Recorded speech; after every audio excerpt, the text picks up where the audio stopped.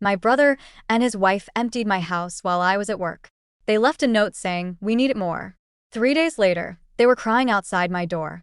When I walked into my house that evening, I knew something was wrong the moment I saw my front door slightly ajar. My heart absolutely raced as I stepped inside, and I froze completely. The living room was completely empty. My sectional sofa, my 65-inch television, my entire dining set, all gone. Even the framed photos on the walls had disappeared without a trace. On the kitchen counter, taped to the marble countertop, was a folded note. I picked it up with shaking hands, and my stomach dropped when I recognized the handwriting immediately. It was my brother's familiar script. The note read, "Isabella, we need it more than you do. Don't be mad. Love, James and Monica." I stood there frozen for what felt like an eternity, too stunned to speak, before the reality finally hit me like a freight train. My brother and his wife had actually robbed me. They'd walked into my home, taken everything of value, and left me a casual note like they were doing me a favor. The shock was almost paralyzing. My name is Isabella, and I'm a 39-year-old architect living in Charlotte, North Carolina. I've built my career from the ground up, designing commercial buildings and renovation projects throughout the Southeast. My parents passed away when I was in my early 20s, leaving behind only me and my younger brother, James. He was just 18 years old then, lost, impulsive, and incredibly reckless in ways that scared me constantly. I became more than just his sister that day. I took him in, helped him get through college, paid a significant portion of his tuition, and even co-signed his first car loan when nobody else would. I sacrificed vacations, delayed my own career growth, and put his needs before my own for years. I was more like a mother figure than a sister. I truly thought we were close, that all those years of sacrifice and love meant something profound to him. Then came Monica. She was charming at first, absolutely polite and sweet during family dinners and holidays. But over time, her true colors began to show through in ways I couldn't ignore. She was entitled, deeply materialistic, and manipulative in subtle ways that made you doubt your own perceptions. Somehow, she wrapped my brother around her finger completely, and the brother I knew started to disappear. After they got married, James started drifting away from me like a boat cut loose from its moorings. Calls became less and less frequent. Family dinners felt forced and uncomfortable. Monica always found a reason to criticize me, my career choices, my house, even my independence. "You're lucky you don't have kids or real responsibilities," she'd said once, rolling her eyes during Thanksgiving dinner at my place. I'd ignored her cruel digs back then. But the day I found that note on my kitchen counter, it became crystal clear luck had absolutely nothing to do with any of this. Everything I had, I'd built myself through hard work and careful planning. And now, the two people I'd sacrificed so much for had betrayed me in the cruelest way imaginable. I sank into the empty living room, surrounded by the ghosts of my own belongings, and realized my life was about to change forever. That night, I called James with my hands trembling. He answered on the second ring, sounding casual, almost cheerful, like he hadn't just cleaned out his own sister's entire house. "Hey, Bella," he said. "I see you found the note." "James," I said, trying desperately to stay calm despite the fury building inside me. "You broke into my house. You took everything."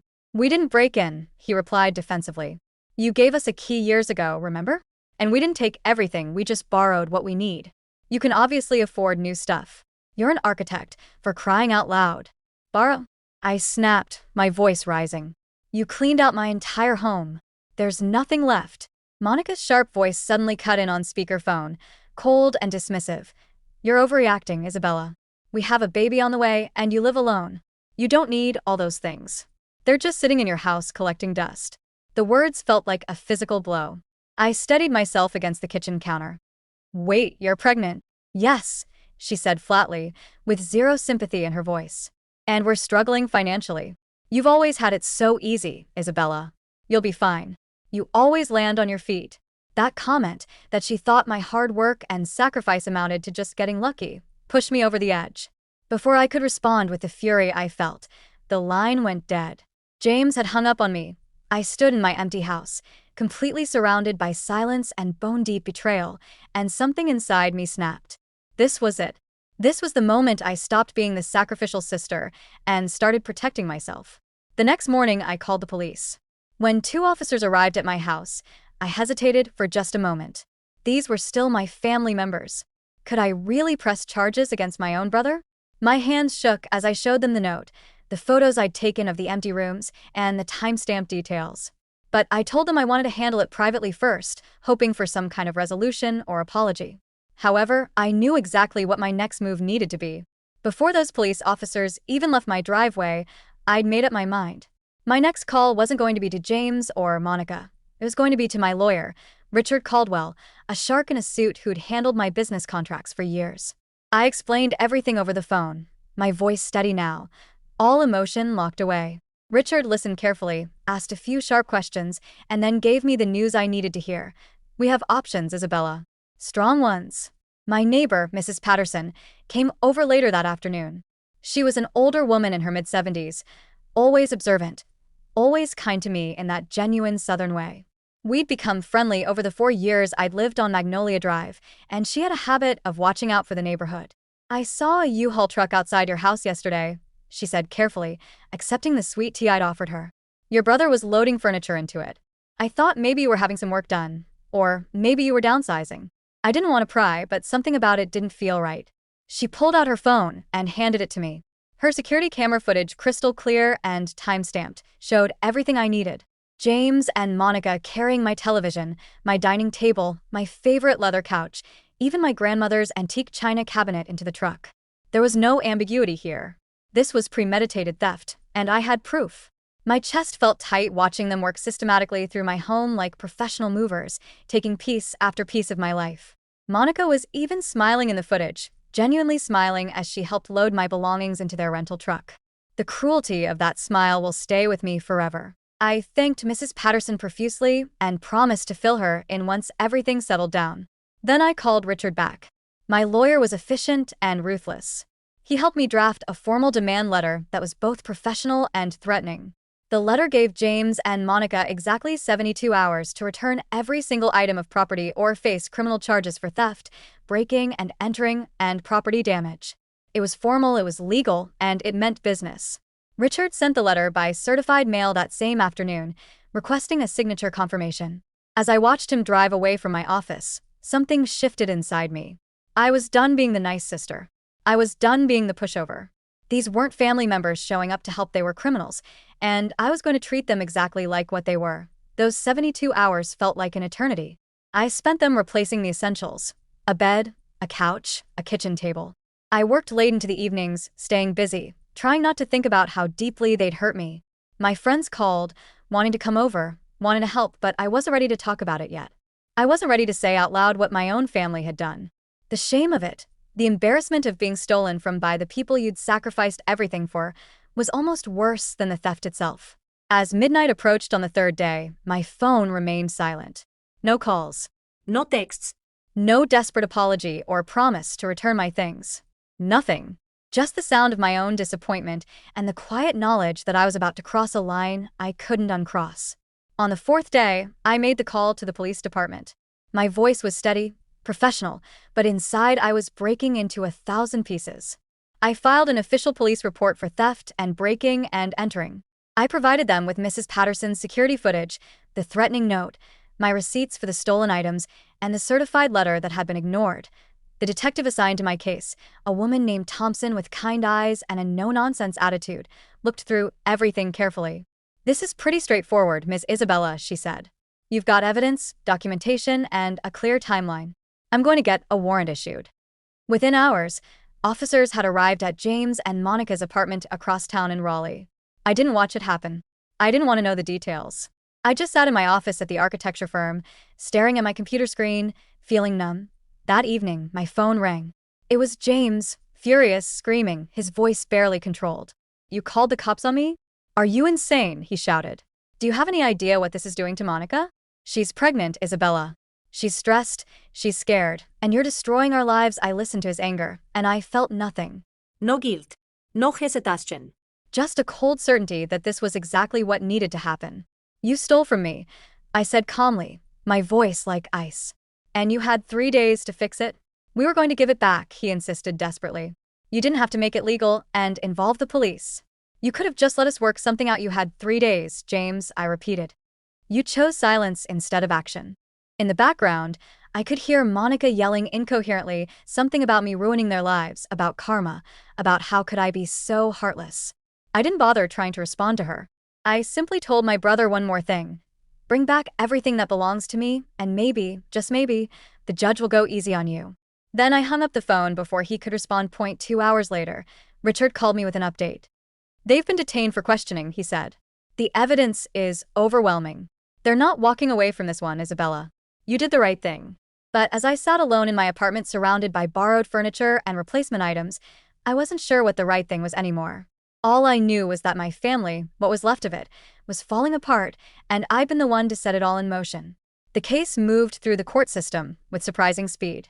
The judge assigned to hear our case was a woman in her 60s named Judge Williams, with a reputation for being fair but firm. She didn't tolerate theft or betrayal of trust, regardless of the circumstances. The courtroom was smaller than I expected. James and Monica sat at the defendant's table, both looking considerably worse for wear. James had lost weight and looked like he hadn't slept in weeks. Monica sat rigid, her anger radiating off her like heat waves. She was showing now, clearly in her second or third trimester, which only made the whole situation more tragic and complicated. Detective Thompson presented the evidence methodically. The security footage played on the courtroom screen, showing James and Monica systematically removing my belongings. The note was entered as evidence. My receipts, thousands of dollars in items, were presented. The certified letter that had gone unanswered was read aloud. My lawyer, Richard, called me to the stand. I testified about our family history, about the sacrifice I'd made for James, about coming home to an empty house and finding the note. I kept my voice steady the entire time, not allowing myself to cry or show weakness, though my hands gripped the edge of the witness box so hard my knuckles turned white. Judge Williams looked at James with something like disappointment in her eyes. You had an opportunity to make this right, she said. 3 days to return property that didn't belong to you. Instead, you ignored the legal notice. She looked at Monica next. And you convinced your husband to commit this act. Family doesn't work that way. Her ruling was firm. James and Monica were ordered to return all stolen property, pay damages that amounted to nearly double the original value of the items, and complete 200 hours of community service each.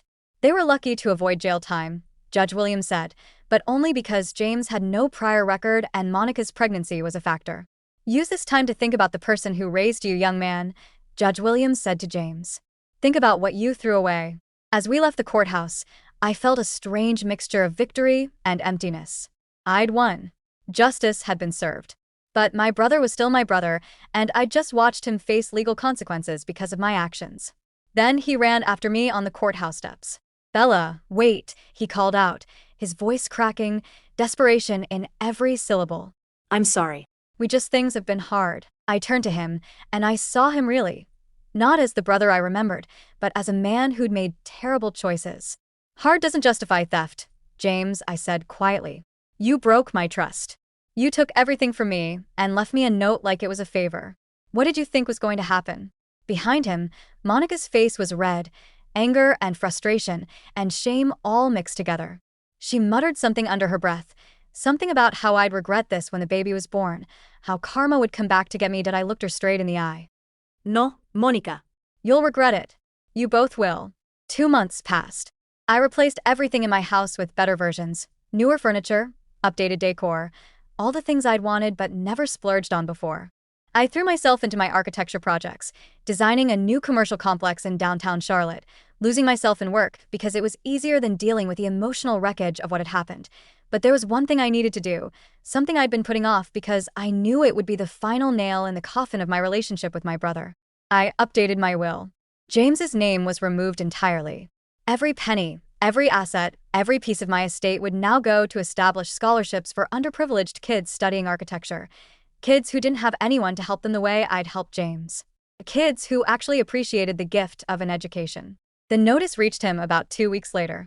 I imagine he read it carefully, reading each word over and over, hoping he'd misunderstood. But there was no misunderstanding this.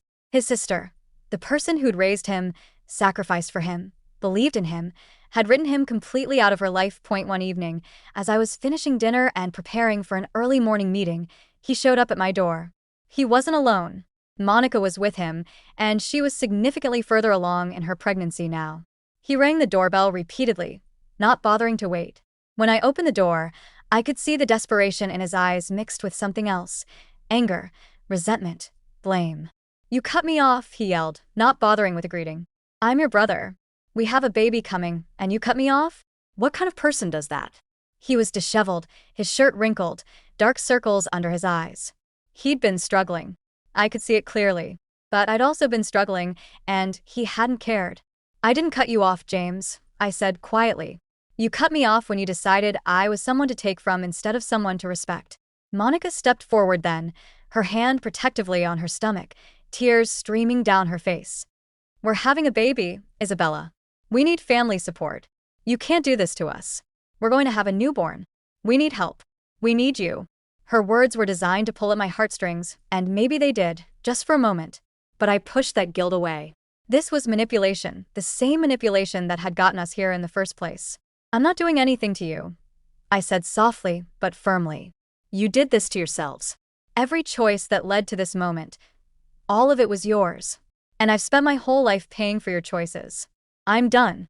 I closed the door slowly but completely, locking it against both of them and against the pull of obligation that had controlled my life for 20 years. 3 days later, exactly 3 days after that final confrontation, I woke up to frantic banging on my door at around 2 in the morning.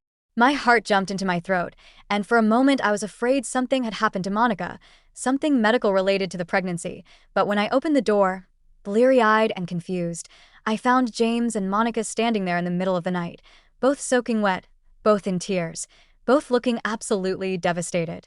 "Please," James said, his voice breaking into 1,000 pieces. "Our house was broken into.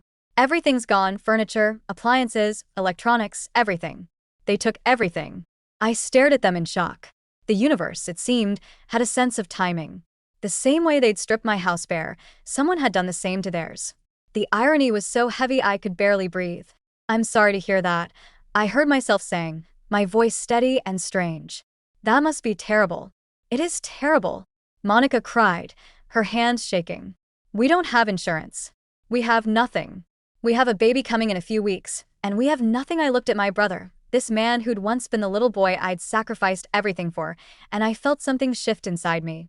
Not compassion, not exactly, but maybe a kind of sad acceptance of how life had unfolded.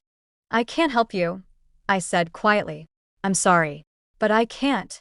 I stepped back slowly and closed the door, listening to them stand on my porch for another minute before they finally left. I never heard from them again. No calls, no letters, nothing. It was as if they'd simply disappeared from my world.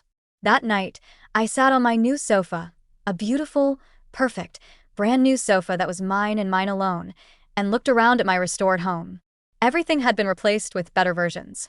Better quality, better style, better materials. I turned what they'd taken into an opportunity to improve my own life, and I realized something fundamental. Family isn't defined by blood. It's defined by respect, by honor, by the choices we make about how we treat each other. Family is the people who show up for you, who don't betray your trust, who understand that sacrifice is an act of love, not a transaction. David and James, no, James, had mistaken my kindness for weakness. Rachel, no, Monica, had mistaken my silence for approval of her cruelty. But they were wrong about both counts that I'd spent decades giving, forgiving, and sacrificing. But standing in my house that night, I made a promise to myself. From that moment forward, it was time to protect my peace and establish firm boundaries. I wouldn't let anyone take advantage of my generosity ever again. As I turned off the lights and looked around at my space, feeling the quiet safety and solitude of my restored home, I whispered to myself the words that would become my mantra: never again. And I meant every single word.